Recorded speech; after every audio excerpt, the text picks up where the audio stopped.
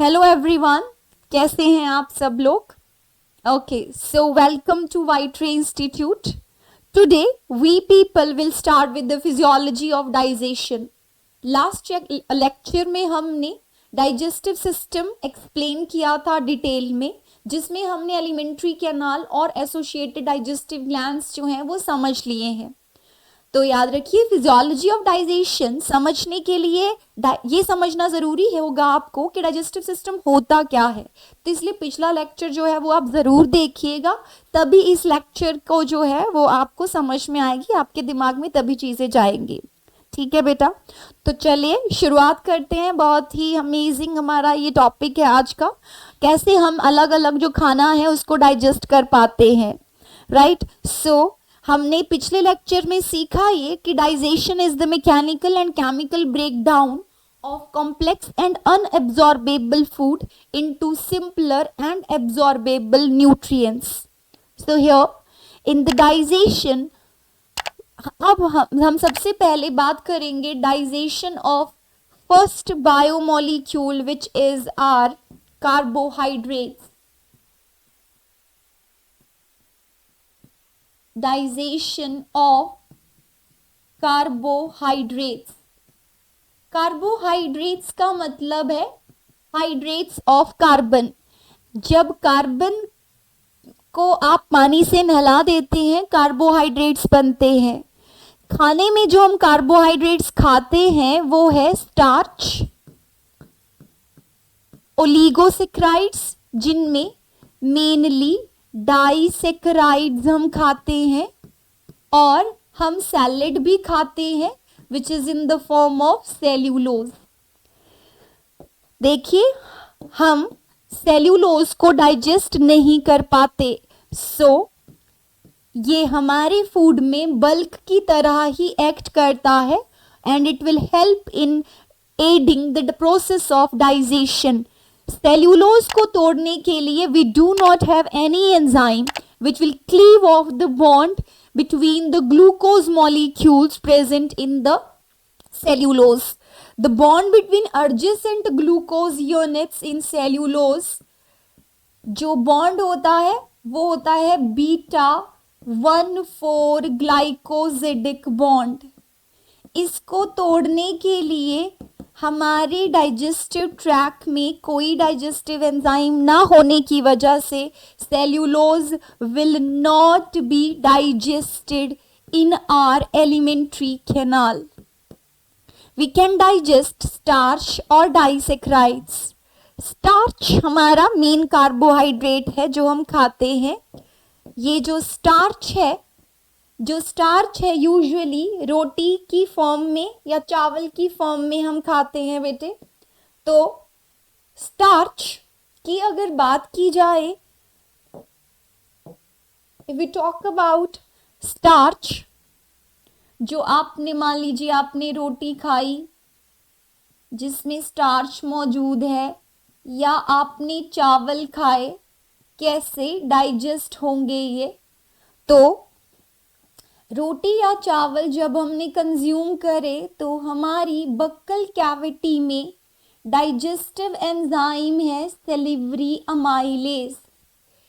Salivary amylase नामक digestive enzyme starch को hydrolyse करेगा लगभग 30% तक.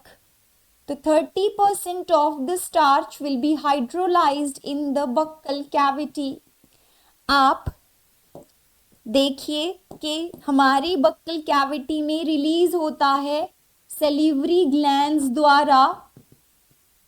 सेलिवरी ग्लैंड्स जो कि 3 पेयर्स ऑफ सेलिवरी ग्लैंड्स हैं आउटसाइड द बक्कल कैविटी है. ये सिक्रीट करते हैं एक digestive secretion, digestive juice which is called as saliva. और सलाइवा में मौजूद होता है digestive enzyme which is called as salivary amylase. नामक ये एंजाइम इस सलाइवा में मौजूद होता है। पुरानी वक्त में इसे टाइलिन कहा जाता था। Salivary amylase was also called as ptyalin.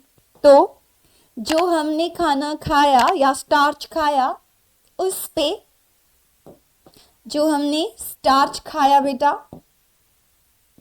Starch consume किया हमने, रोटी खाई हमने, दांतों से उसको तोड़ा, मैस्टिकेट किया, दांतों से तोड़ते हुए हमने उसकी चर्निंग की, जिस वजह से सरफेस एरिया बढ़ेगा और डाइजेस्टिव एंजाइम अच्छे से काम कर पाएंगे।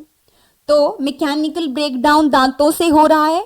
केमिकल ब्रेकडाउन के लिए ये सेलिवरी अमाइलेज काम करेगा, जो कि क्लोराइड आयन की प्रेजेंस में in the pH of about 6.8 ये काम करता है।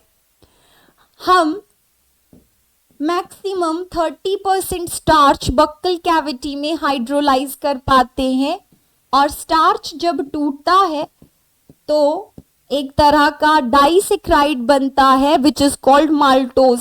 वैसे तो डिटेल में देखें तो माल्टोज, आइसोमाल्टोज और डेक्स्ट्रिन्स बनते हैं, बट एनसीईआरटी के अकॉर्डिंगली ही हम चलेंगे, तो इसलिए यहाँ पे सिर्फ माल्टोज के बारे में हम बात करेंगे। ठीक है जी। अब हमारा जो खाना है बक्कल कैविटी से हमारा खाना ईसोफेगस या फूड पाइप से होता हुआ इस बैग लाइक जे शेप्ड स्ट्रक्चर में आएगा, विच इज स्टमक। स्टमक में खाना एसिडिक बन जाता है क्योंकि ये गैस्ट्रिक जूस के साथ मिक्स हो जाता है। इस एसिडिक खाने को हम काइम कहते हैं। हमने जो स्वैलो किया है, निगला है खाना, उसमें माल्टोज है और स्टार्च है 70%। ठीक है, तो यहाँ पे ये माल्टोज और स्टार्च आएगा, और स्टमक में कोई भी डाइजेशन नहीं होगी हमारे कार्बोहाइड्रेट की। No digestion of starch occur in the stomach. ठीक है जी। स्टमक से ये खाना आगे वाले स्ट्रक्चर में जाएगा, और क्या है आगे वाला स्ट्रक्चर? आगे वाला स्ट्रक्चर है बेटे ड्यूडेनम। कौन सा स्ट्रक्चर है आगे? ड्यूडेनम। तो ड्यूडेनम सी शेप्ड स्ट्रक्चर है जिसमें खाना अब हमारा जाएगा। इस खाने पे अब एक्ट करेगा, सबसे पहले इस पे एक्ट करता है जो डाइजेस्टिव जूस, वो है बाइल। तो अगर हम बाइल समझे थे हम लास्ट लेक्चर में बाइल के बारे में कि इसमें तो कोई डाइजेस्टिव एंजाइम होता ही नहीं, तो इसका भी कोई केमिकल एक्शन खाने के ऊपर नहीं होगा। So it will not show any action on your food और ऑन योर द कार्बोहाइड्रेट्स। दूसरा जूस जो यहाँ पे सिक्रीट होता है, एक्ट करता है खाने के ऊपर, that is pancreatic juice. Pancreatic juice कैसे काम करता है? पेनक्रियाटिक जूस की के बारे में अगर हम देखें क्या एक्शन होता है पेनक्रियाटिक जूस का खाने के ऊपर, तो रिमेंबर हमने देखा कि बक्कल कैविटी में सिर्फ 30% स्टार्च हाइड्रोलाइज हुआ है, बाकी 70% बच चुका है। इस 70% स्टार्च के ऊपर पेनक्रियाटिक अमाइलेज काम करता है और इसको माल्टोज में तब्दील कर देता है। किस में तब्दील कर देता है? माल्टोज में तब्दील कर देता है। तो क्योंकि पेनक्रियाटिक अमाइलेज 70% स्टार्च को तोड़ रहा है, it is the main carbohydrate digesting enzyme.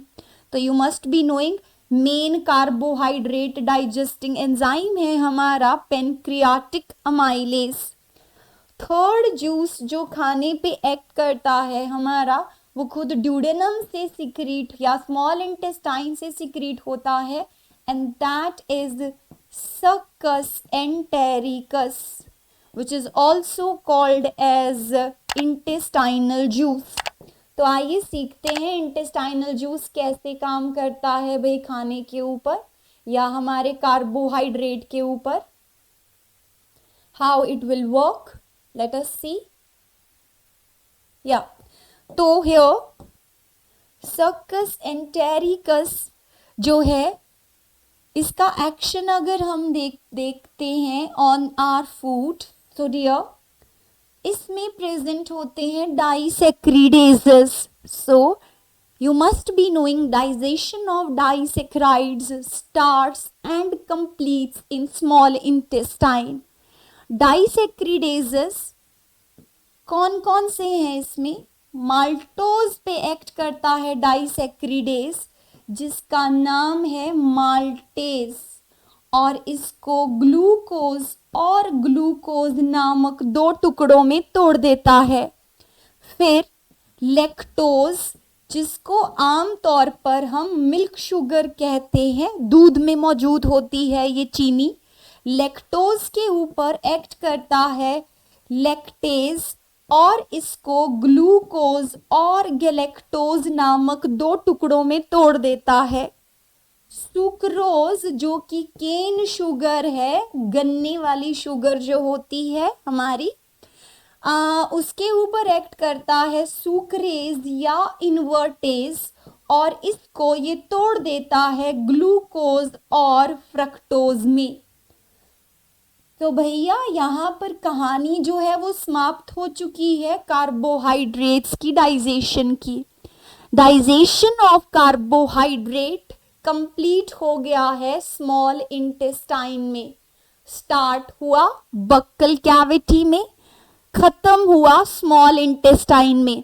So these points should be clear to you people that digestion of starch कहाँ शुरू हुआ ये कहानी। तो कहानी की शुरुआत हुई डाइजेशन की फ्रॉम बक्कल कैविटी और कंप्लीट हुई ये कहानी, पूरी हुई ये कहानी इन द स्मॉल इंटेस्टाइन। ठीक है जी। और साथ में आप ये भी याद रखिएगा कि digestion of disaccharides starts and completes in the small intestine. No digestion of carbs occur in the acidic condition or in the stomach. So after the physiology of digestion of carbohydrates, now we continue with the next food which we will digest, and that is proteins. Digestion of proteins के बारे में बात करते हैं। चलिए, so let us talk about digestion of proteins. Digestion of proteins. Proteins जैसे हम soybean खाते हैं, न्यूट्री खाते हैं, या एग प्रोटीन खाते हैं, एल्बुमिन खाते हैं, ठीक है, चिकन खाते हैं, मटन खाते हैं। सो दे कंटेन प्रोटीन्स। और प्रोटीन्स के बीच में प्रोटीन्स अमीनो एसिड्स की बनी हुई होती हैं। तो प्रोटीन का डाइजेशन तब कंप्लीट माना जाएगा जब इंडिविजुअल छोटी छोटी यूनिट्स कॉल्ड अमीनो एसिड्स बन जाएंगी। तो प्रोटीन्स के बीच में जो प्रोटीन्स की बात करते हैं तो देखते हैं भैया इसमें बॉन्ड, जैसे ये अमीनो एसिड है, कुछ अमीनो एसिड 1 2 3 इस तरह से n number of amino acid एक दूसरे के साथ जिस बॉन्ड से जुड़े हुए होते हैं उस बॉन्ड को कहते हैं हम पेप्टाइड बॉन्ड। तो कौन सा बंधन है इन अमीनो एसिड्स के दरमियान? Peptide bond. And this peptide bonds it will be, or these bonds will be cleaved off by the enzymes which are called as peptidases। क्या कहलाते हैं ये? पेप्टिडेजेस, या हम इन्हें प्रोटीएजेस भी कहते हैं। प्रोटीन्स को तोड़ने वाले बंदे जो हैं हमारे पास वो है प्रोटीएजेस या पेप्टिडेजेस। भाई जो प्रोटीएजेस और पेप्टिडेजेस है वो दो प्रकार के होते हैं। कौन सी दो प्रजातियां या प्रकार है यहाँ पर पेप्टिडेजेस के? एक है एक्सोपेप्टिडेजेस और दूसरे हैं एंडोपेप्टिडेजेस। एक्सोपेप्टिडेजेस किसी भी प्रोटीन के दो किनारों के पे जो पेप्टाइड बॉन्ड है उनको तोड़ेंगे। एन टर्मिनल के और सी टर्मिनल के पेप्टाइड बॉन्ड को तोड़ते हैं एक्सोपेप्टिडेजेस। तो पेप्टिडेजेस या तो एमिनोपेप्टिडेजेस हो सकते हैं या कार्बोक्सी पेप्टिडेजेस हो सकते हैं। एमिनोपेप्टिडेज क्यों? अगर कहां से बॉन्ड को तोड़ेंगे? एन टर्मिनल से। और दूसरे कार्बोक्सी पेप्टिडेज जो कि बॉन्ड को तोड़ते हैं ऑन द सी टर्मिनल। ठीक है जी, इंपॉर्टेंट पॉइंट ये carboxypeptidase it is present in the pancreatic juice. तो ये छोटी छोटी लेकिन मोटी बातें आपके जहन में होना बहुत जरूरी है कि कहाँ प्रेजेंट होते हैं कौन से enzymes, that you should be aware of. Aminopeptidases present होते हैं इन द इंटेस्टाइनल जूस और सक्कस एंटेरिकस। ठीक है जी। एंडोपेप्टिडेजेस नॉन स्पेसिफिकली बॉन्ड्स को तोड़ते हैं इन अंदर से, मतलब वो अंदर से तोड़ेंगे ना एन टर्मिनल से ना सी टर्मिनल से। जैसे ये प्रोटीन है इसको बीच में से क्लिप ऑफ करेंगे इसके पेप्टाइड बॉन्ड को।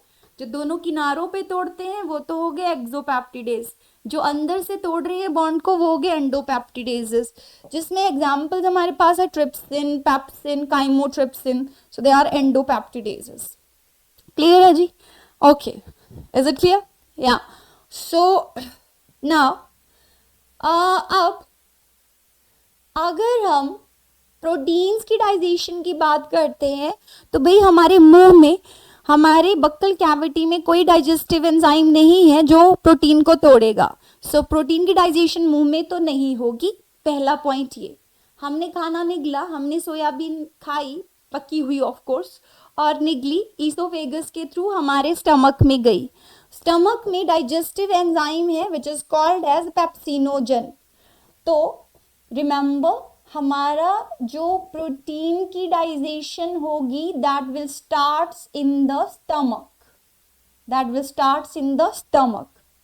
कहाँ शुरू होगी बेटा? स्टमक में। तो स्टमक में देखते हैं क्या होता है। आपने निगली प्रोटीन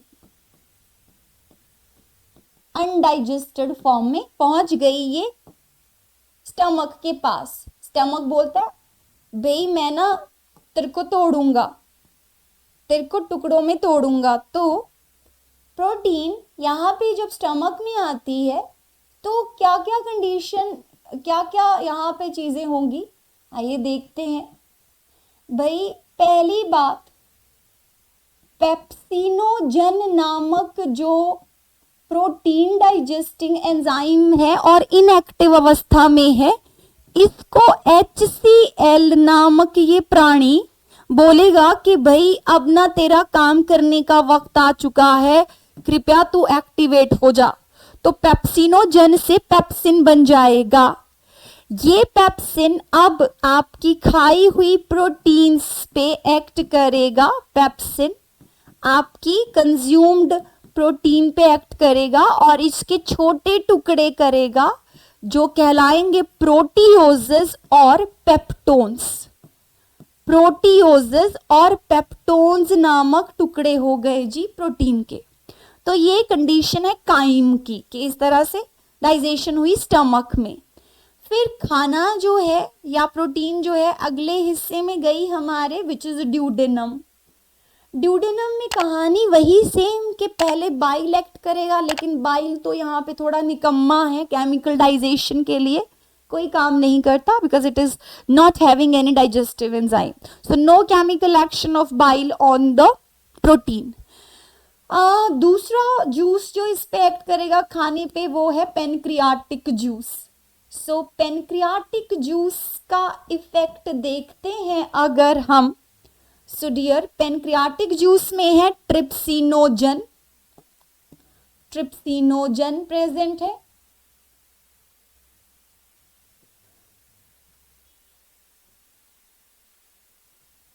जो कि इनएक्टिव अवस्था में है पहले तो। ट्रिप्सिनोजन, ट्रिप्सिनोजन ये निकम्मा है, अभी इसको काम लायक बनाएगा एक नॉन डाइजेस्टिव एंजाइम जो इंटेस्टाइनल जूस सिक्रीट करता है या इंटेस्टाइनल जूस में प्रेजेंट होता है, कहलाता है एंटीरोकाइनेज। कौन सा एंजाइम, सब बोलेंगे साथ, एंटीरोकाइनेज। एंटीरोकाइनेज ट्रिप्सिनोजन को बोलेगा कि हे प्राणी अब जाग जा, काम करने का वक्त आ चुका है, ठीक है, अभी प्रोटीन पहुंच चुकी है, अब तू एक्टिवेट हो जा, ठीक है। तो ट्रिप्सिन एक्टिवेट हो गया। ये जो ट्रिप्सिन है ये ऑटो कैटालिसिस शो करता है, बाकी के ट्रिप्सिनोजन को एक्टिवेट करेगा और ट्रिप्सिन बनाता रहेगा। मतलब एक बार भी एक्टिवेट हो गया ये तो फिर ये अपने आप की भी नहीं सुनता।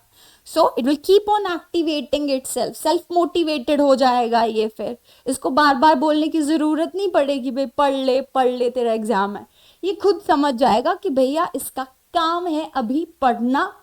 सो ये अपना काम करेगा और एक्टिवेटेड फॉर्म में रहेगा। भाई जो लोग मोटिवेटेड, सेल्फ मोटिवेटेड होते हैं वो पॉजिटिव वाइब्स जो है एनवायरनमेंट में थ्रो करते हैं और बाकी के लोगों को भी मोटिवेट करते हैं, ठीक है, पॉजिटिविटी रहती है उनमें। तो ट्रिप्सिन जो है एक बार एक्टिवेट हो गया तो एक तो अपने आप को एक्टिवेटेड मोड में रखेगा और दूसरा जो इनएक्टिवेटेड दो और प्रो एंजाइम है जिनके नाम है काइमोट्रिप्सिनोजन और प्रोकार्बोक्सी पेप्टिडेज। प्रोकार्बोक्सी पेप्टिडेज इन दोनों को भी एक्टिव करेगा ये एंजाइम और बनाएगा इनको काम करने लायक। ट्राइमोट्रिप्सिन और साथ में कौन सा एंजाइम, यहां से प्रो वर्ड हटा दो, बहुत सीधी सी बात बन गया, कार्बोक्सी पेप्टिडेज, ठीक है जी। तो ये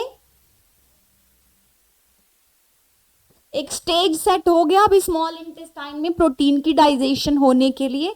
जो निकम्मे लोग थे उनको काम करने लायक बना दिया गया है। अब इसके बाद क्या होएगा भाई, इसके बाद ट्रिप्सिन, देन काइमोट्रिप्सिन और कार्बोक्सी पेप्टिडेज काम करेंगे प्रोटीन्स पे। Now what they will do, they will act on, अगर कोई अनडाइजेस्टेड प्रोटीन्स हैं और प्रोटीओजेज है जो काइन से आए नीचे और पेप्टोन्स है, उनको ये एंजाइम्स कौन कौन से, these enzymes ABC, they will be converting them into डाईपेप्टाइड्स। किस में तब्दील किया कर दिया जाएगा इनको, डाईपेप्टाइड्स में, ठीक है जी। और उसके बाद लास्ट जूस जो खाने पे एक्ट करेगा और उसको एब्जॉर्बेबल न्यूट्रिएंट में तब्दील करेगा वो कौन सा है बेटा, वो है इंटेस्टाइनल जूस। सो थर्ड जो एक्शन आएगा फूड के ऊपर वो है इंटेस्टाइनल जूस का, जो हम अभी चर्चा करेंगे विस्तार से। चाय पे चर्चा नहीं है, ये क्लास में चर्चा हो रही है। सो आइए हम डिस्कस करते हैं कि भाई स्मॉल इंटेस्टाइन द्वारा सिक्रीटेड इंटेस्टाइनल जूस कैसे काम करेगा। तो भाई स्मॉल इंटेस्टाइन में प्रेजेंट है एक एंजाइम एमिनोपेप्टिडेज। एमिनोपेप्टिडेज नामक एंजाइम कुछ पेप्टोन्स को तोड़ देता है डाईपेप्टाइड्स में। डाईपेप्टाइड्स बन जाते हैं और डाईपेप्टाइड्स पे एक्ट करते हैं enzyme finally which are called as dipeptidases। कौन से एंजाइम? डाईपेप्टिडेजेस और एमिनो एसिड में तोड़ देंगे। तो डाईपेप्टाइड का मतलब है दो amino acid held by one peptide bond. इसका कदापि मतलब ये नहीं है दो peptide bond between 3 amino acid. Dipeptide का मतलब है दो अमीनो एसिड एक बंधन, एक ही लड़ी से जुड़े हुए हैं, एक पेप्टाइड बॉन्ड से जुड़े हैं। तो जब डाईपेप्टाइड टूटेगा तो दो अमीनो एसिड बनेंगे, जब ट्राईपेप्टाइड टूटेगा तो 3 अमीनो एसिड बनेंगे। So dear, these small things should be clear in your brain. ये छोटी छोटी बातें हैं लेकिन मोटी बातें हैं आपको एग्जाम क्रैक करने के लिए। Your concept should be crystal clear, right? It should be like, the clear and clean water, not like that of turbid water. So whatever you understand, that should be always, clear in conceptual knowledge. अब proteins की digestion के बाद जो अगला, आप इसका screenshot ले सकते हैं if you want to like keep this in the form of your notes, then you can get a screenshot of this slide. Now we move to the next slide or next topic, and that is the digestion of nucleic acids. Let us start with the digestion of nucleic acids.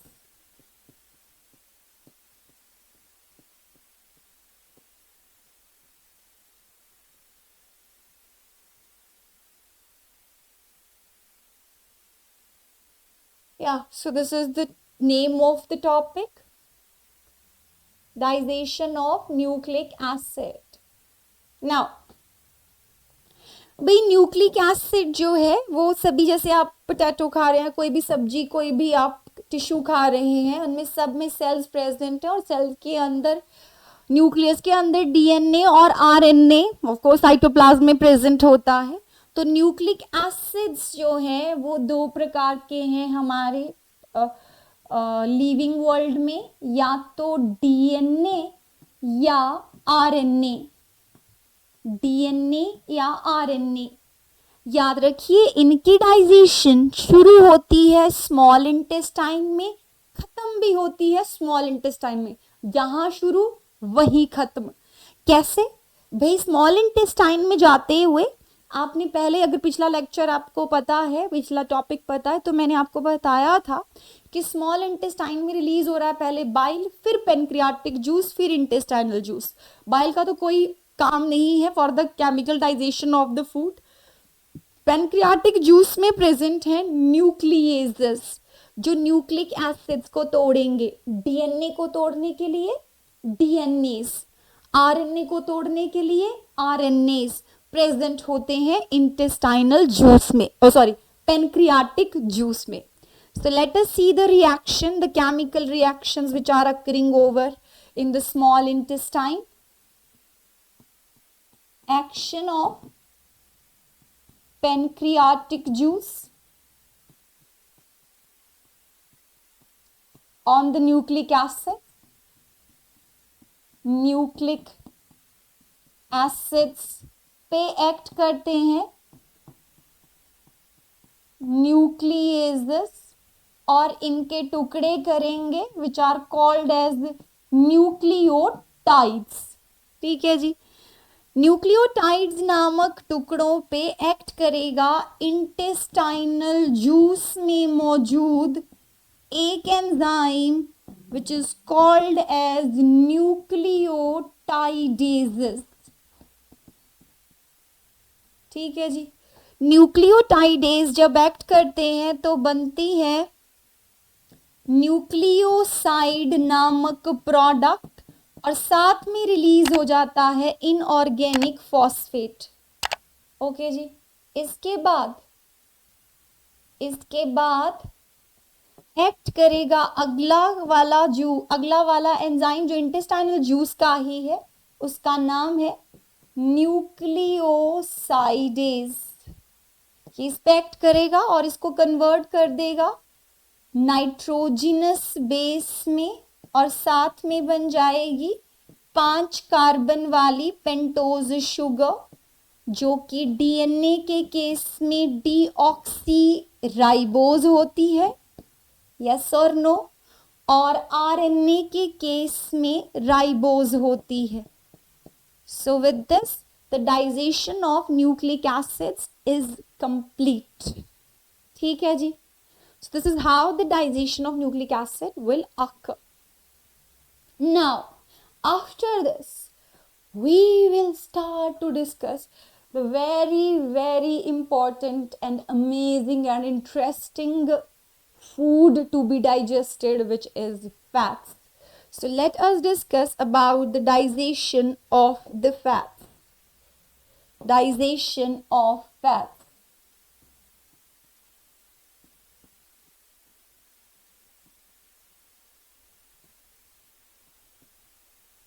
Digestion of fats.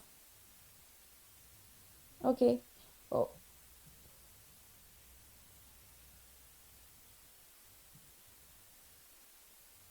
Here, dear, digestion of fats discuss करेंगे हम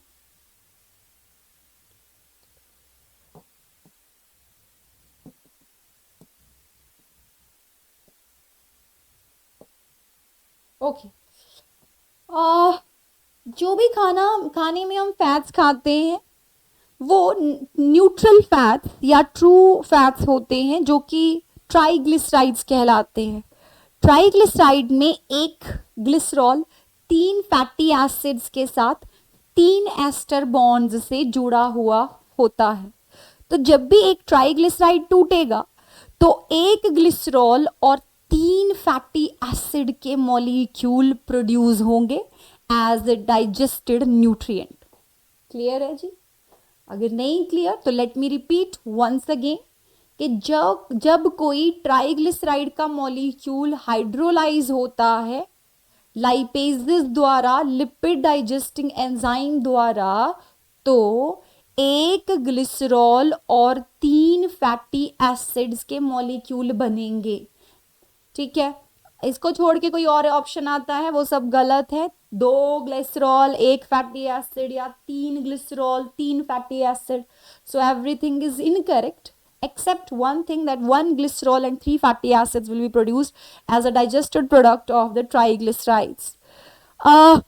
digestion जो है इनकी थोड़ा different है बाकी के खाने के कंपैरिजन में, क्योंकि जो हम खाना में फैट्स खाते हैं, चाहे हम ऑयल खा रहे हैं या हम घी खा रहे हैं,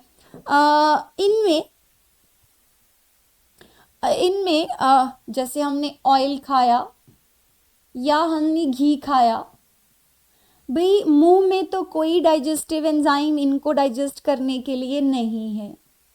हमने फिर ये स्वेलो कर लिया बक्कल कैविटी से, ईसोफेगस से स्टमक में गया। स्टमक में जब ये जाता है ऑयल या घी, तो आपको पता है कि वहां पे गैस्ट्रिक लाइपेज है, small amount of gastric lipase present है इन द गैस्ट्रिक जूस। तो वो gastric lipase that will help in the little digestion, very less digestion, छोटे छोटे मॉलिक्यूल्स को ही तोड़ पाता है ये, और बहुत कम डाइजेशन ऑफ फैट्स हो पाती है इन the stomach. by the action of gastric lipase, by gastric lipase। ठीक है जी। यहां से क्योंकि बहुत सीधी सी बात है कि भाई जो ऑयल या घी है वो तो पानी में घुलनशील नहीं है, दैट इज वाटर इनसॉल्यूबल। और जितने भी डाइजेस्टिव एंजाइम्स होते हैं वो हाइड्रोलेजेस होते हैं, पानी में घुलनशील हैं और ये पानी के मॉलिक्यूल को ही ऐड करते हैं बॉन्ड्स के दरमियान। कॉम्प्लेक्स फूड के दरमियान जो बॉन्ड होते हैं उनमें पानी ऐड करेंगे और बॉन्ड को तोड़ देंगे। तो भाई स्टमक क्योंकि ऑयल या घी वाटर इनसॉल्यूबल है, lipase gastric lipase water soluble है, तो थोड़ा इनका मिलाप जो है उतना नहीं हो पाता, तो ये उतने अच्छे से इसको नहीं तोड़ पाता है। उसके बाद खाना पहुंचता है हमारे अगले वाले डाइजेस्टिव ट्रैक्ट के भाग में, विच इज ड्यूडेनम। ड्यूडेनम में खाने के ऊपर एक्ट करता है पहला juice which is called as bile. कौन सा जूस? सब बच्चे बोलेंगे कौन सा जूस एक्ट कर रहा है? बाइल। तो आइए देखते हैं बाइल का क्या असर होता है फूड के ऊपर। तो बाइल में प्रेजेंट हैं बाइल सॉल्ट्स जो कि लार्ज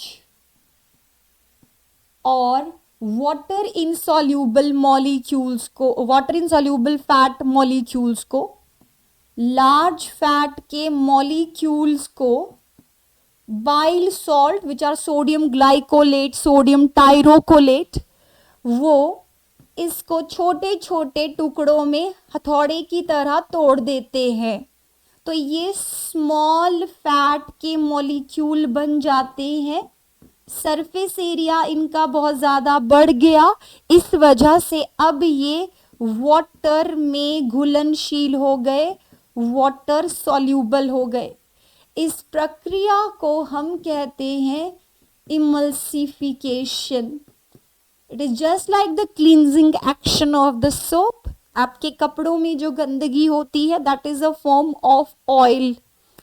सो हम जब भी डिटर्जेंट डालते हैं, डिटर्जेंट में सॉल्ट्स होते हैं और वो सॉल्ट उस गंदगी को हथौड़े की तरह छोटे छोटे टुकड़ों में तोड़ देते हैं। और जरा सा आप रिंस करोगे तो वो छोटे छोटे टुकड़े जो हैं, क्योंकि उनका सरफेस एरिया बहुत बढ़ चुका है डर्ट का, तो वो पानी में घुलनशील होके आपका जो कपड़ा है वो साफ हो जाएगा। तो रिमेंबर, इमल्सिफिकेशन अत्यंत ज़रूरी है डाइजेशन ऑफ फैट्स के लिए। मैंने आपको बताया था जिस इंसान का गॉल ब्लैडर निकाल दिया जाता है, कोलेसिस्टेक्टोमी जिसके केस में जिस इंसान में की जाती है, उस बेचारे को अपनी फूड में फैट डाइट रिस्ट्रिक्ट करनी पड़ेगी, क्योंकि डाइल्यूटेड फॉर्म में जो है बाइल सिक्रीट होता है उसके ड्यूडेनम में। गॉल ब्लैडर बाइल को कॉन्सेंट्रेट करता है, गॉल ब्लैडर ना होगा तो डाइल्यूटेड बाइल ही ड्यूडेनम में सिक्रीट होता रहेगा, जिस वजह से इमल्सिफिकेशन उतना ज़्यादा एफिशिएंटली परफॉर्म नहीं हो पाएगा। सो बेटा this is the action of the bile on the food which is और on the fat which is taken by us और कंज्यूम्ड बाय अस। इसके बाद अगला जो जूस एक्ट करता है हमारे खाने पे वो है intestinal juice. Let us discuss, sorry not intestinal, so sorry, the second juice which will be acting on the food is the pancreatic juice. कौन सा जूस एक्ट करेगा? Pancreatic juice. तो पेनक्रियाटिक जूस इमल्सिफाइड फैट पे काम करेगा और pancreatic juice में emulsified fat के ऊपर एक्ट करेगा। इमल्सिफाइड फैट मतलब तुम क्या खा रहे हो या क्या है यहाँ पे? ट्राइग्लिसराइड्स। ये बता चुकी हूँ मैं बेसिक कॉन्सेप्ट आपको इसका। तो जो ट्राइग्लिसराइड है उसके ऊपर एक्ट करेगा main fat hydrolysing enzyme which is called as pancreatic lipase.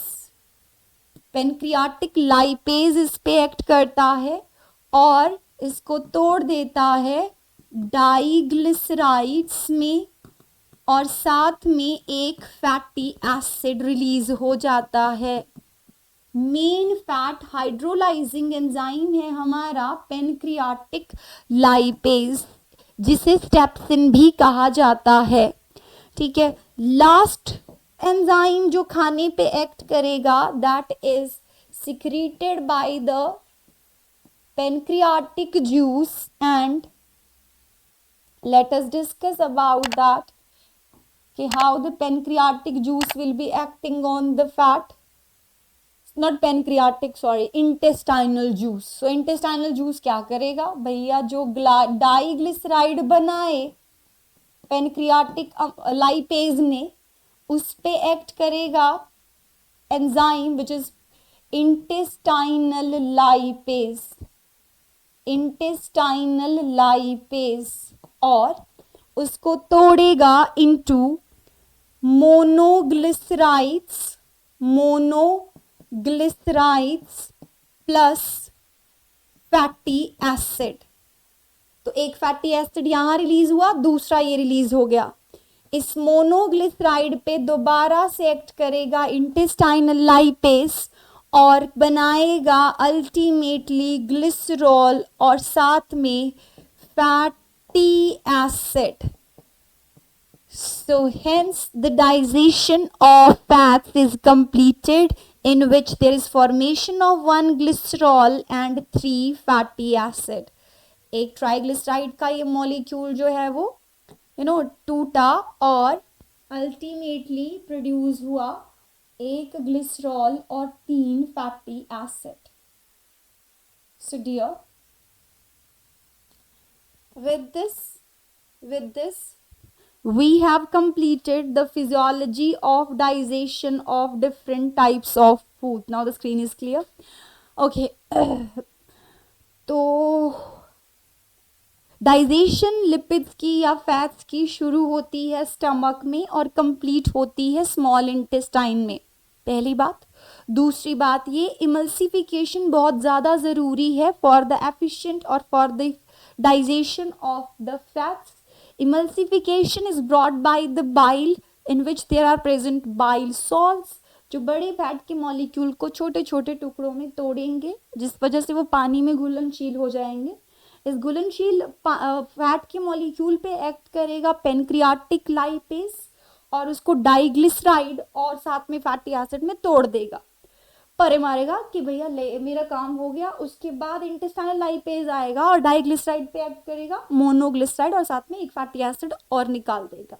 दोबारा से वो एक्ट करेगा और भैया तीसरे भी एस्टर बॉन्ड को तोड़ के मोनोग्लिसराइड में जो एक एस्टर बॉन्ड है अभी उसको भी तोड़ के ग्लिसरॉल और फैटी एसिड बना देगा। So hence digestion of fats started in the stomach and completed in the small intestine. और मेन फैट हाइड्रोलाइजिंग एंजाइम है pancreatic lipase. So with this we have completed the physiology of digestion of different types of food और macronutrient.